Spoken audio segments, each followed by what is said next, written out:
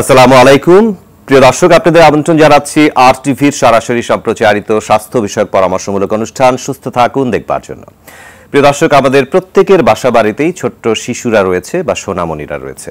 আমরা জানি শিশুরাও অনেক সময় রোগে আক্রান্ত হয়, বিশেষ করে শীতকালে শিশুদের শ্বাসকষ্ট, অ্যাজমা বা হাঁপানি বা শীতকালীন বিভিন্ন রোগে তারা আক্রান্ত হতে পারে। আমাদের সবচেয়ে আদরের এই শিশুদের স্বাস্থ্য পরিচর্যা শীতকালে কীরকম হতে পারে, কিভাবে আমরা এই ধরনের শ্বাসকষ্ট থেকে তাদেরকে প্রতিরোধ করতে পারি বা সঠিক সময়ে চিকিৎসা করতে পারি, সেই বিষয়গুলো জানা আমাদের প্রত্যেকের কর্তব্য। সে কারণেই আমাদের আজকের আলোচনার বিষয় শিশুদের শীতকালীন রোগ। প্রিয় দর্শক, আপনারাও চাইলে আমাদের সাথে অংশগ্রহণ করতে পারবেন। আমাদেরকে আপনারা ফোন করুন স্ক্রিনে দেখানো নম্বরে, এবং এই অনুষ্ঠানটি যদি পরবর্তীতে আপনারা দেখতে বা শুনতে চান সেক্ষেত্রে সার্চ করতে পারেন ইউটিউবে youtube.com/RTV লাইফস্টাইল এই ঠিকানায়। আজকের এই গুরুত্বপূর্ণ আলোচনায় আমাদের সাথে রয়েছেন শিশু রোগ বিশেষজ্ঞ ডক্টর তানিয়া ইসলাম, সহকারী অধ্যাপক, শিশু মাতৃস্বাস্থ্য ইনস্টিটিউট, মাতুয়াইল, ঢাকা। আপনাকে স্বাগত জানাচ্ছি আমাদের আজকের অনুষ্ঠানে। ধন্যবাদ। জি, প্রথমেই বললাম যে শীতকাল চলছে এবং শীতকালে শিশুরা বিভিন্ন রকম রোগে আক্রান্ত হতে পারে। কোন কোন ধরনের রোগী আপনাদের কাছে এই শীতের সময়টিতে বেশি আসছে, শিশুরা বেশি আসছে, সেটা একটু প্রথমে বলবেন।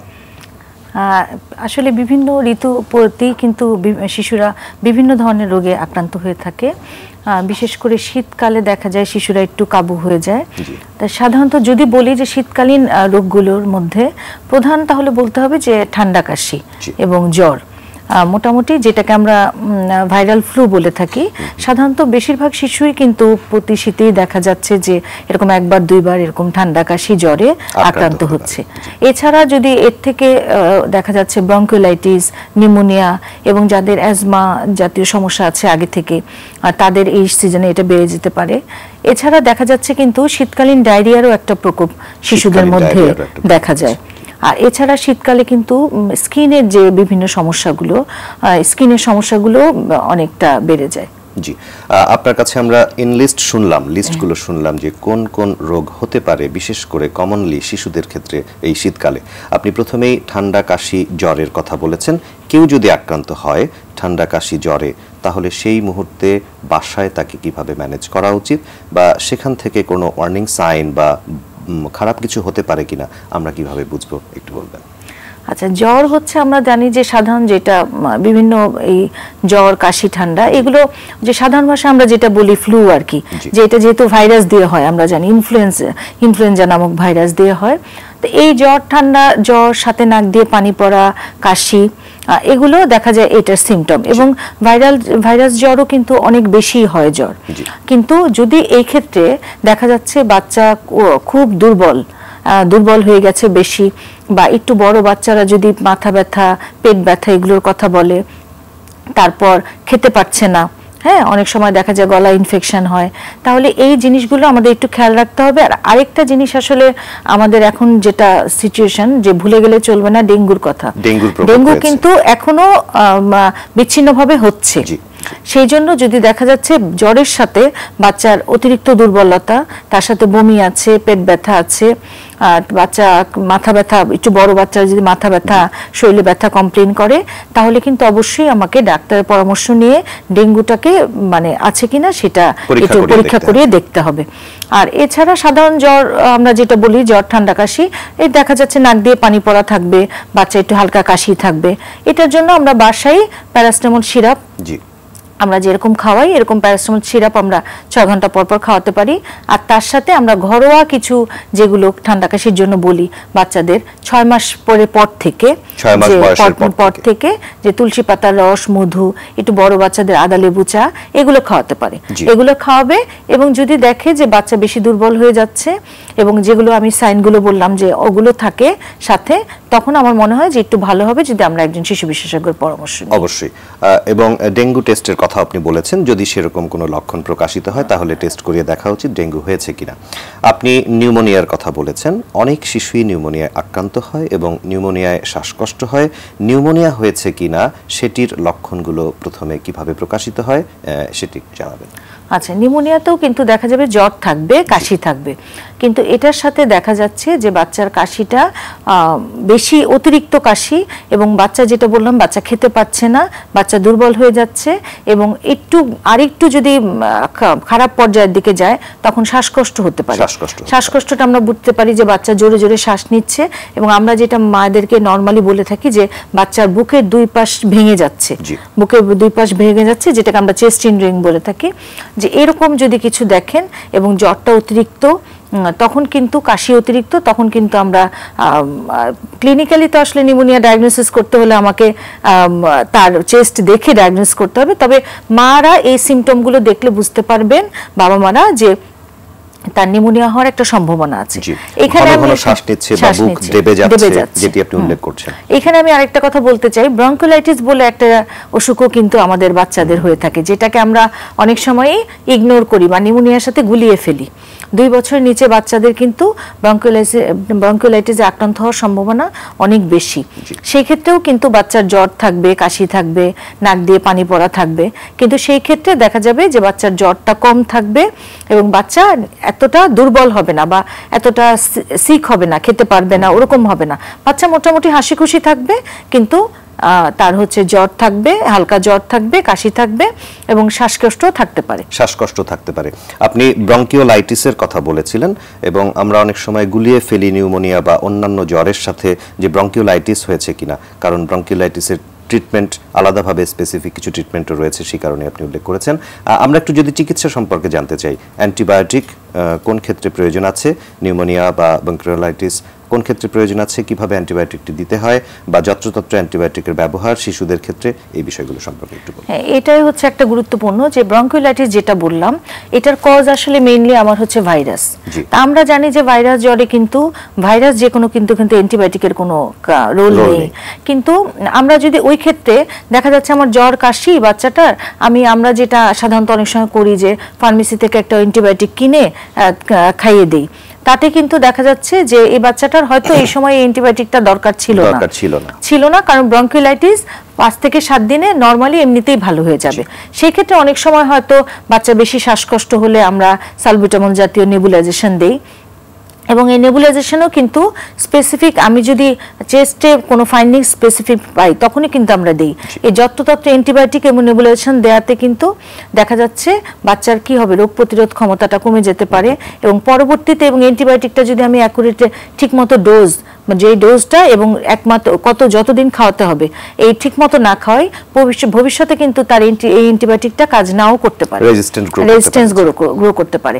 সেই জন্য আমাদের অবশ্যই, আমি বলবো, আপনার বাচ্চার যদি অনেক বেশি জ্বর থাকে, তার সাথে শ্বাসকষ্ট থাকে, কাশি থাকে, অবশ্যই আপনি একজন ডাক্তারের পরামর্শ নিয়ে নিশ্চিত হন যে এটা ব্রঙ্কিওলাইটিস নাকি নিউমোনিয়া, এবং আমরা সাথে কিছু তো পরীক্ষা নিরীক্ষা অবশ্যই আমাদের দরকার হয়, সেগুলো করে আমরা নিশ্চিত হই, এবং সেই অনুযায়ী যদি পরামর্শ গ্রহণ করেন তাহলে আমার মনে হয় যে বাচ্চাটার অতিরিক্ত খারাপ হয়ে যাওয়ার সম্ভাবনা যেরকম কমে যায়, সেই ক্ষেত্রেও কিন্তু আপনি মাত্রাতিরিক্ত ওষুধের ব্যবহার থেকেও রক্ষা পাওয়া যায়।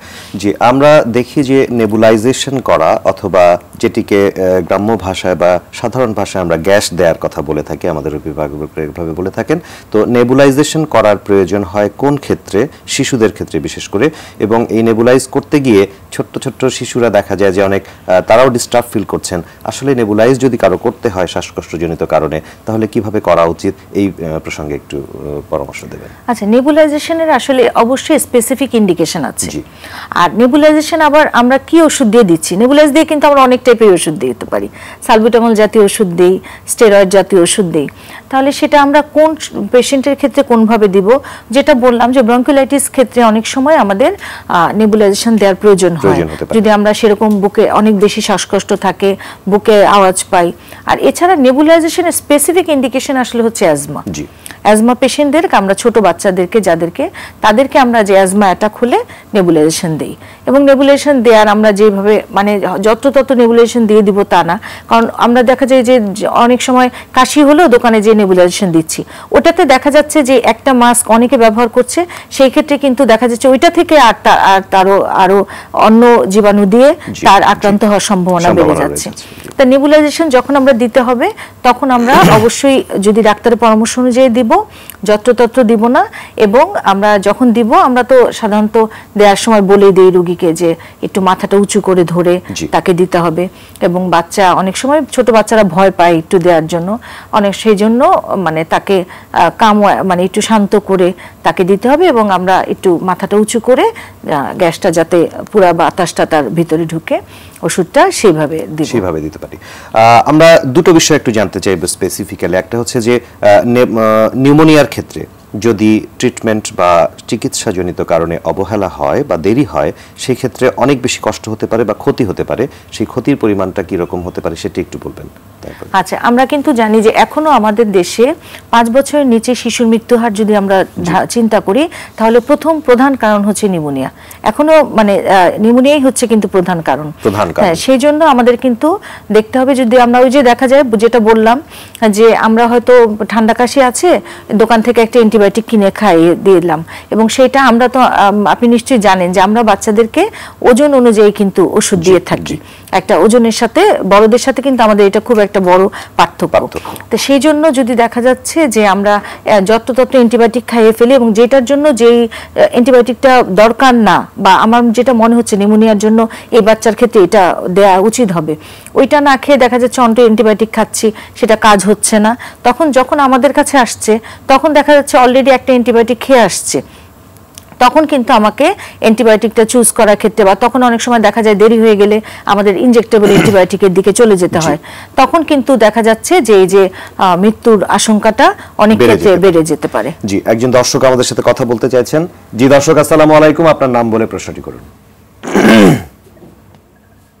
হ্যালো। আসসালামু আলাইকুম। ওয়া আলাইকুম সালাম। দর্শক বলুন, আমরা শুনছি।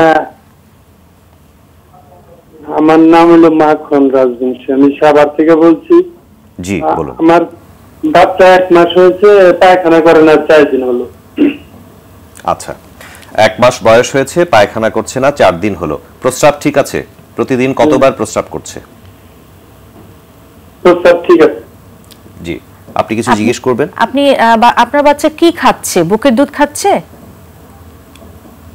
বুকের দুধ খাচ্ছে। শুধু বুকের দুধ খাওয়াচ্ছেন নাকি অন্য কোনো কৌটার দুধ সাথে খাওয়াচ্ছেন? না, অন্য কোনো কিছু না। আচ্ছা, তাহলে আপনাকে ধন্যবাদ, আমরা প্রশ্নের উত্তর দেওয়ার চেষ্টা করছি। আচ্ছা, তাহলে আমরা যেটা বলি ওনার বাচ্চাটা হচ্ছে শুধুমাত্র এক্সক্লুসিভ ব্রেস্ট ফিডিং করছে শুধু, তাহলে শুধুমাত্র যদি এক্সক্লুসিভ ব্রেস্ট ফিডিং করে সেই ক্ষেত্রে বাচ্চার বাথরুম 2 রকম হতে পারে। একটা হতে পারে নরমালি 2-3 দিন পর পর বাচ্চা করতে পারে, এটা খুবই নরমাল এই বাচ্চার ক্ষেত্রে। এবং কোন কোন বাচ্চা আছে যারা ডেইলি 10 থেকে 15 বার অল্প অল্প করে পায়খানা করতে পারে এবং বিভিন্ন সময় বিভিন্ন রং এবং বিভিন্ন ভ্যারাইটিস হতে পারে। সেই জন্য 6 মাস পর্যন্ত যদি আমরা শুধুমাত্র বুকের দুধ খাওয়াই তাহলে আমি যেটা বলি রোগীদেরকে যে আপনার বাথরুমের দিকে খেয়াল করারই দরকার নেই, শুধু খেয়াল রাখবেন যে আমার বাচ্চার 24 ঘন্টায় 6 থেকে 8 বার পেশাব হচ্ছে কিনা। কিন্তু এখানে একটা ঘটনা আছে, দেখা যাচ্ছে 2-3 দিন বাথরুম না করলে বাচ্চা অনেক সময় আনকমফোর্টেবল ফিল করে, একটু মোছামুছি করে, মা বলে যে পেটটা একটু ফুলে গেছে, এই টাইপের কমপ্লেইন করে। তখন আপনি চাইলে 2 দিন পর পর তাকে কিন্তু একটা সিম্পল যেটা আমরা বাচ্চাদের সাপোজিটরি পাওয়া যায় গ্লিসারিন সাপোজিটরি দিয়ে বাথরুম করিয়ে দিতে পারেন, এতে কোনো সমস্যা নেই। তাহলে ওনার জন্য এখন করণীয় হচ্ছে উনি সাপোজিটরি ব্যবহার করতে পারেন। আপনি যদি 2 দিন না বাথরুম না করে 2 দিন পর গ্লিসারিন সাপোজিটরি দিয়ে বাথরুম করে দিতে পারেন। এটা অনেকে ভয় পায় যে এটাকে অভ্যাস হয়ে যাবে নাকি, এটা কোনো সমস্যা নেই। 6 মাস পর এটা আস্তে আস্তে নরমালি ঠিক হয়ে যাবে, এটা কোনো সমস্যা নেই। জি, আমরা শিশুদের বিভিন্ন রোগ নিয়ে কথা বলছিলাম, ছোট্ট একটি বিরতি নেবার সময় হয়ে গেছে। বিরতির পরে আরো বেশ কিছু গুরুত্বপূর্ণ বিষয় নিয়ে আপনার সাথে আলোচনা করতে চাই।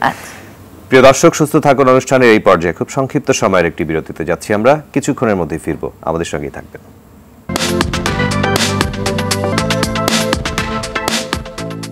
প্রিয় দর্শক, বিরতির পর আবার আপনাদের স্বাগত জানাচ্ছি সুস্থ থাকুন অনুষ্ঠানের আজকের পর্বে। আমাদের আজকের আলোচনার বিষয় শীতকালীন শিশুদের রোগ। আমাদের সাথে আলোচনায় যুক্ত হয়েছেন শিশু রোগ বিশেষজ্ঞ ডক্টর তানিয়া ইসলাম, সহকারী অধ্যাপক, শিশু মাতৃ স্বাস্থ্য ইনস্টিটিউট, মাতুয়াইল, ঢাকা। আমরা বিরতির পূর্বে বর্তমান সময়ে শীতকালে যে সকল শিশুদের রোগ হচ্ছে, বিশেষ করে শ্বাসকষ্টজনিত বিভিন্ন রোগ সম্পর্কে আপনার কাছে শুনছিলাম। আসলে হাসপাতালগুলোতেও কিন্তু আমাদের দেশে অনেক বেশি চাপ, শিশুদের ওয়ার্ডে দেখা যায় যে দাঁড়ানোর জায়গা নেই বা শিশুদের রাখবার জায়গা নেই। আসলে কিভাবে অভিভাবকরা একটু সচেতন হতে পারেন যাতে অনেক ক্ষেত্রে তারা হোম ম্যানেজমেন্টটাই খুব সুন্দর করে করতে পারেন? যখন অবশ্যই চিকিৎসকের কাছে যেতে হবে তখন তো অবশ্যই যেতে হবে, কিন্তু হোম ম্যানেজমেন্ট বিষয়ে শিশুদের ক্ষেত্রে, এই শীতকালীন রোগের ক্ষেত্রে আপনার কোনো গুরুত্বপূর্ণ টিপস আছে কিনা? আচ্ছা, যেটা আমি অলরেডি আগে একটু বললাম যে বাচ্চা যদি জ্বর থাকে তাহলে আমরা জ্বরের জন্য প্যারাসিটামল দিব। সেটা হচ্ছে অবশ্যই ব্যাপার আছে, ওটা একটু আপনাকে ওজন দেখে জেনে নিতে হবে চিকিৎসকের কাছ থেকে যে কতটুকু প্যারাসিটামল দিব। প্যারাসিটামল দিতে পারি এবং আমরা জ্বর যদি বেড়ে যায় তাহলে সেই ক্ষেত্রে সাপোজিটরি দিতে পারি। এবং আমরা যেটা হয় কি, জ্বর বেশি হলে আতঙ্কিত হয়ে যাই, এটা একটা সমস্যা। বাবা মা 103-4 জ্বর, কিন্তু আমাদের কিন্তু মনে রাখতে হবে যে ভাইরাস জ্বরও কিন্তু 3 থেকে 4 দিন এরকম বেশি জ্বর আসতে পারে। সেই জন্য আমরা যেটা করব, জ্বর আসলে জ্বরের ওষুধ খাওয়াবো 4 থেকে 6 ঘন্টা পর পর, এবং কুসুম গরম পানি দিয়ে গা মুছিয়ে দিব, গায়ে স্পঞ্জিং যেটা আমরা বলি। এটা কিন্তু খুবই গুরুত্বপূর্ণ। দেখা যাচ্ছে যে আমরা জ্বর আসলে ওষুধ খাইয়ে বসে আছি, অনেক কাপড় চোপড় পরিয়ে বাচ্চাকে, টেম্পারেচার কমছে না। সেই জন্য আমরা দেখা যাচ্ছে কাপড় চোপড় খুলে তাকে কুসুম গরম পানি দিয়ে স্পঞ্জ করাবো এবং চিন্তা করবো ধীরে ধীরে জ্বরটা কমে যাবে। আতঙ্কিত হওয়ার কিছু নাই। এক্ষেত্রে আমাদের সাথে যদি ঠান্ডা কাশি থাকে তাহলে তুলসী পাতার রস, মধু খাওয়াতে পারি। আর আরেকটা ইম্পর্টেন্ট হচ্ছে এই সময় আমাদেরকে অবশ্যই পর্যাপ্ত পরিমাণে ফ্লুইড মানে পানি তাকে খাওয়াতে হবে, পানি জাতীয়। যে সেক্ষেত্রে আমরা পানি, শরবত, ফলের রস, হ্যাঁ, স্যুপ জাতীয়, স্যুপ করে এই টাইপের খাবার অল্প অল্প করে খাওয়াতে পারি। মাদের যেটা মেইন কমপ্লেইন থাকে যে জ্বর আসলে বাচ্চা খেতে চায় না। আসলে তো জ্বর আসলে খেতে চাবে না, এটাই তো স্বাভাবিক, ঠিক না? তাহলে আমাদেরকে করতে হবে কি, যে অল্প করে একটু পরপর, মানে আমরা যেটা বলি যে অসুস্থ বাচ্চাকে আপনি অল্প পরিমাণে একটু পরপর খাওয়ান এবং তার পেশাবটা খেয়াল রাখেন যে পেশাবটা ঠিকমতো হচ্ছে নাকি। এই বিষয়টি নিয়ে আবারও আসবে। একজন দর্শক আমাদের সাথে কথা বলতে চাইছেন। জি দর্শক, আপনার নাম বলে প্রশ্নটি করতে পারেন। আসসালামু আলাইকুম দর্শক। আসসালামু আলাইকুম। ওয়ালাইকুম সালাম, বলুন। আমার ছেলে হচ্ছে আবু হুরায়রা নাম, 6.5 বছর। ও হচ্ছে টয়লেট মানে অনেক টাইট, সহজে পারে না, মানে তারপর দিন চলে যায়, তারপরে মানে টয়লেট হয় না। যখন টয়লেটের ওষুধ খাওয়ানো হয় তখন করে, কিন্তু এখন হচ্ছে ওষুধ খাওয়াই গেছি তাও কাজ হইতেছে না, টয়লেট হয়ই না। আপনাকে ধন্যবাদ দর্শক। বিষয়টি নিয়ে আমরা কথা বলছি। 6.5 বছর, যেহেতু হার্ড স্টুলের কথা বলছেন, পায়খানা কষা এরকম কমপ্লেইন করছেন, 4-5 দিন পর পর হচ্ছে। অনেক শিশুর ক্ষেত্রে এরকম রয়েছে। আচ্ছা, এটা কি আপনার বাচ্চার ছোটবেলা থেকে ছিল, জন্মের পর থেকেই? আমাদের দর্শক সম্ভবত এখন আর লাইনে নেই। আচ্ছা, এটা হচ্ছে আসলে তাহলে আমাকে একটা খেয়াল দেখতে হবে যে আমার এটা জন্মের পর থেকে ছিল কিনা। আমরা যে হার্সপ্রাং বলে একটা ডিজিজ আছে আমরা যেটা জানি, ওটা থাকতে পারে অনেক সময় অনেক বাচ্চাদের। সেটার জন্য আসলে তাহলে আমি যদি একটা সিম্পল একটা পেটের এক্সরে করে নিলেই কিন্তু সেটা আমরা এক্সক্লুড করতে পারি। যদি সেই জাতীয় সমস্যা না থাকে তাহলে এই বয়সে বাচ্চা কনস্টিপেশন কিন্তু খুব কমন একটা ঘটনা। তাহলে এইটার আসলে মেইন কারণ হচ্ছে যে খাদ্যাভ্যাস। আমি যেমন ওই যে উনি যখন বলছেন যে ওষুধ দিচ্ছেন তেমন একটা উন্নতি হচ্ছে না, তাহলে সেক্ষেত্রে আমরা করতে পারি যে ওষুধটা একটু অন্য ফর্মুলেশন দিতে পারি এবং তাকে অবশ্যই এখানে তাকে খাদ্যাভ্যাস ঠিক করতে হবে। এটা হচ্ছে বলতে আপনি কি ধরনের খাদ্যাভ্যাসের কথা অভ্যাস করতে বলবেন? খাদ্যাভ্যাস হচ্ছে অবশ্যই তাকে পর্যাপ্ত পরিমাণে পানি খাওয়াতে হবে, পর্যাপ্ত পরিমাণে, এবং শাকসবজি খাওয়াতে হবে। আর হচ্ছে তাকে মানে খাবারটা, অনেক বাচ্চা আছে দেখা যায় কি বাচ্চা করে চিবিয়ে খায় না, মানে খাবারটা চিবিয়ে যেন প্রপারলি খায়। শাকসবজি, ফলমূল খাওয়াতে হবে এবং তাকে আর আমরা যে 6 বছরের বাচ্চা তাকে ইসবগুলো ভুসি খাওয়াতে পারি চাইলে, দুধের সাথে বা পানির সাথে মিক্সড করে। মানে আমাকে মোটামুটি তার খাদ্যাভ্যাসটা রেগুলার করতে হবে। এবং টয়লেট ট্রেনিং বলেও কিন্তু একটা ব্যাপার আছে, যে আমরা যেটা বলি যে দুপুরে খাবার পর আধা ঘন্টা পর বাথরুমে প্রতিদিন বসিয়ে, মানে যাদের পায়খানা এরকম কষা থাকে, কনস্টিপেশন, তার টয়লেটের একটা ভীতি চলে আসে বাচ্চাদের, তাকে ওইটাতেও আশ্বস্ত করা, এরকম করে গ্র্যাজুয়ালি তাকে জিনিসটাতে ইউজ টু করা। ওষুধ খেয়ে দেখা যাচ্ছে আমরা যেটা করি ইউজুয়ালি, উনি এখন ফর্মুলেশনটা চেঞ্জ করে আমরা বাথরুমটা যখন নর্মাল হয়ে যাবে তখন বাচ্চার এটার ভীতিটা কেটে যাবে এবং তখন তারপর আমি সারা বছর তো আসলে ওষুধ খাওয়ানো যাবে না, তাহলে তারপর আমাকে খাদ্যাভ্যাসটা চেঞ্জ করে ধীরে ধীরে এটাকে নরমালি পায়খানার যে সমস্যাটি রেগুলার হয়ে যাবে। আমরা একটু অ্যাজমা বা হাঁপানি নিয়ে কথা বলতে চাই। চাইল্ডহুড অ্যাজমা বা যেভাবেই আমরা বলি না কেন, শিশুরা যখন হাঁপানি রোগে আক্রান্ত হয় তখন তাদের কিরকম কষ্ট হয় এবং কিভাবে ম্যানেজ করা উচিত? একজন দর্শক আমাদের সাথে কথা বলতে চাইছেন, দর্শকের প্রশ্নটা নিয়ে নিই। হ্যালো হ্যালো, আসসালামু আলাইকুম। ওয়ালাইকুম সালাম। দর্শক আপনার নাম বলে প্রশ্নটি করুন। আমার নাম হচ্ছে লাভলি। জি, আমার বলুন। বাচ্চার 6 বছর বয়স। জি বলুন।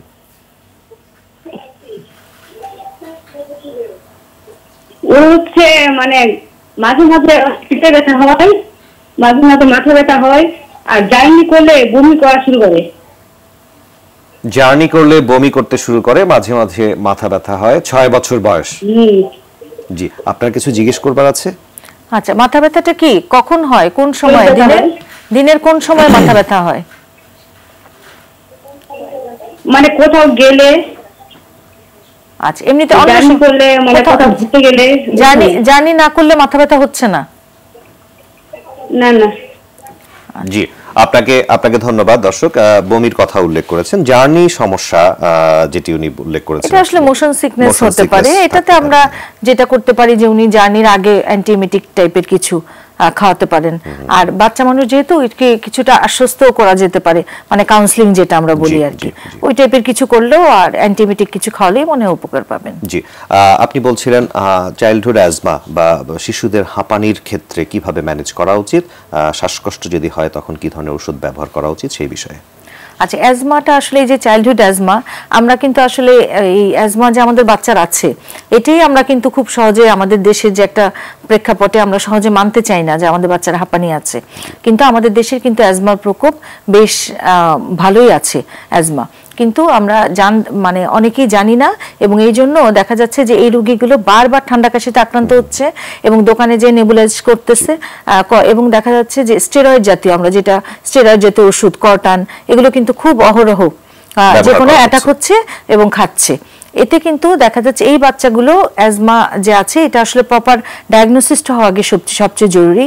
এই জন্য আমি বলবো আপনার বাচ্চার যদি ঘন ঘন ঠান্ডা কাশি হয়, দেখা যাচ্ছে বেশ মাসে 2 মাসে ঠান্ডা কাশি হচ্ছে, শ্বাসকষ্ট হচ্ছে, এবং দেখা যাচ্ছে গ্যাস দিলে সে আরাম পাচ্ছে, গ্যাস দিলে ভালো হয়ে যাচ্ছে, এবং তাকে মাঝে মাঝে স্টেরয়েড জাতীয় ওষুধও খাওয়াতে হয়। এবং একটা চাইল্ডহুড, হ্যাঁ, আমরা একজন দর্শকের প্রশ্ন নিতে চাচ্ছি। জি দর্শক, আপনার নাম বলে প্রশ্নটি করুন। হ্যালো, আসসালামু আলাইকুম ম্যাম। ওয়ালাইকুম সালাম। দর্শক বলুন, আমরা শুনছি। আমার বাড়ি হলো এই সোনারগাঁতে। জি, আমার বাচ্চার বয়স 6 বছর 5 দিন আজকে, কিন্তু তার ওজন 17 কেজি। আচ্ছা, কিন্তু সবাই তাকে হালকা বলে, কিন্তু খাবার দাবার একদমই খাইতে চায় না। তার বয়স অনুযায়ী কি ওজন কম না খাবার দাবার খাইতে চায় না, কি করণীয় আমার? জি দর্শক, আপনাকে ধন্যবাদ। খুব সংক্ষিপ্ত সময়ের মধ্যে একটু আমরা উত্তরটা নেব। আচ্ছা, এটা হচ্ছে 17 আসলে কেজি, 6 বছরের 17 কেজি হলে আপনার বাচ্চার ওজন যে খুব কম তা বলা যাবে না, মোটামুটি ঠিকই আছে। আসলে প্রতি বয়সেরই ওজনের একটা রেঞ্জ আছে। 6 বছরের বাচ্চা কিন্তু 20 কেজিও হতে পারে, 17 কেজি হলেও নরমাল, সে 20 কেজি হলেও নরমাল, সে নরমাল রেঞ্জের মধ্যে আছে।